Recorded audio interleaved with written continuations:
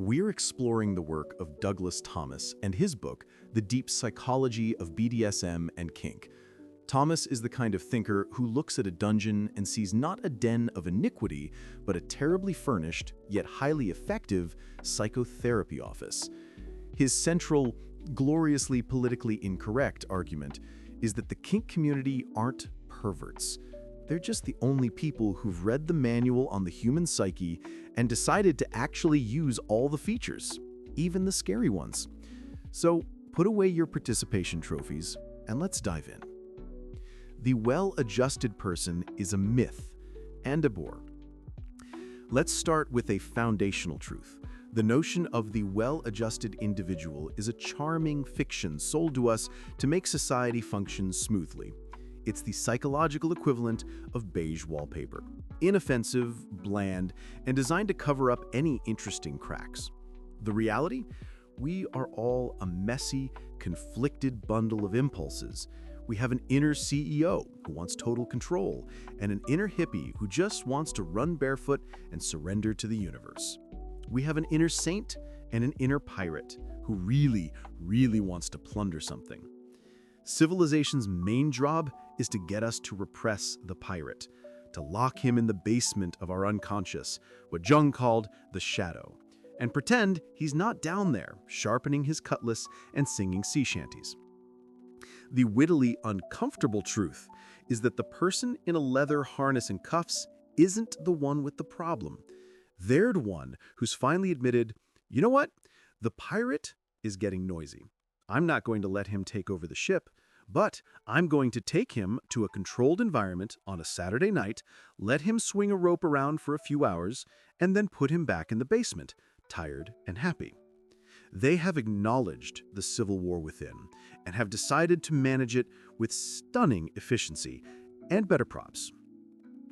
The IKEA Assembly Guide to the Soul. This isn't about spicing things up in the bedroom. That's for people who buy scented candles. This is about ritual. A BDSM scene is a meticulously negotiated IKEA-style assembly guide for the soul. Except the parts are your deepest archetypes, and the only tool provided is a healthy dose of disquieting vulnerability.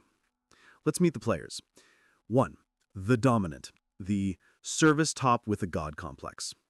The modern, sanitized view of the dominant tries to frame them as a sort of ultra-accommodating service provider. Your wish is my command. This is nonsense.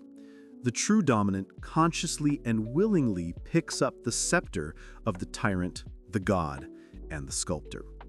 Their secret, the sadism, isn't about cruelty for its own sake. It's about aesthetic impact. It's the joy of a master craftsman. They look at a block of marble, the submissive, and get a profound philosophical thrill from revealing the statue within. Their power is the chisel. It's a god complex, meticulously scheduled and consented to. They are not avoiding their shadow, they are employing it as a management technique. The submissive, the enlightened escapist. The common refrain is that the submissive is empowered through surrender. This is true, but it misses the darkly hilarious reality. The submissive isn't just getting their needs met. They are engaging in the most radical form of delegation. Their masochism is a brilliant life hack. They have voluntarily outsourced the exhausting job of being themselves. For a few glorious hours, they are freed from the tyranny of choice, the burden of their ego, and the relentless pressure of maintaining their LinkedIn persona. They are, in a sense, taking a vacation from themselves. The pain, the restraint, the commands, that's just the travel agency. They are paying for a one-way ticket to a state of non-being, and the dominant is the pilot, flight attendant, and customs agent all in one. The alchemy?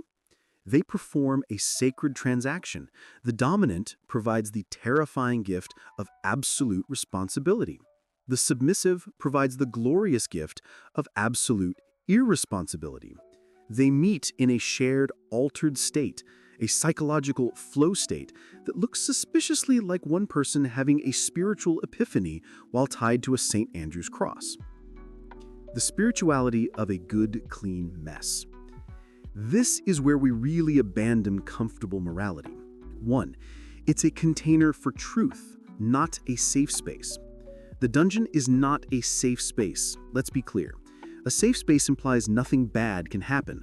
The dungeon is a container for truth, where very bad and very real things can happen, but within a frame of such rigorous honesty and consent that it becomes safer than your average corporate boardroom. The beauty here is not the beauty of a sunset. It's the beauty of a perfectly executed spreadsheet or a well-organized toolbox. The beauty of brutal, elegant function. The freedom of limitation. We are endlessly told that freedom is the ultimate goal. BDSM whispers a more subversive truth. The ultimate freedom is freedom from yourself. The submissive, bound, and without choices experiences a liberation the free person, scrolling through 47 streaming options in their sweatpants, can only dream of. This is the core of every ascetic tradition. Find God by destroying the ego.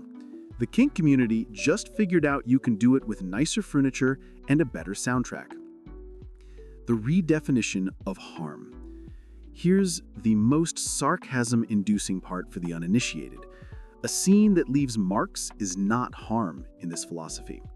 True harm is the slow, soul-crushing violence of living a life of quiet, polite inauthenticity.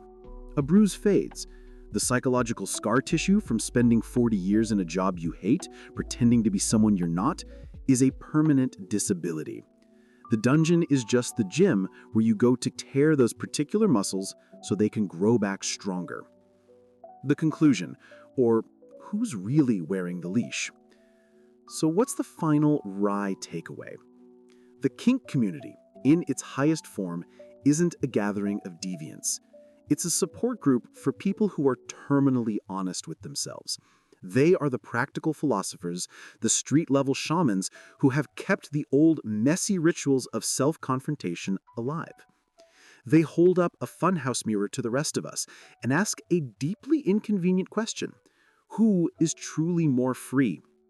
The person who consciously, temporarily, and with a safe word, becomes a slave, or the person who is a slave to their debt, their social media algorithms, their repressed desires, and their need for external validation, all while calling themselves the master of their fate. The deep psychology of BDSM suggests that a little conscious, consensual chaos isn't a deviation from sanity. It might be the most rational response to an insane world. The ritual is always on offer. The only real choice is whether you have the nerve to RSVP.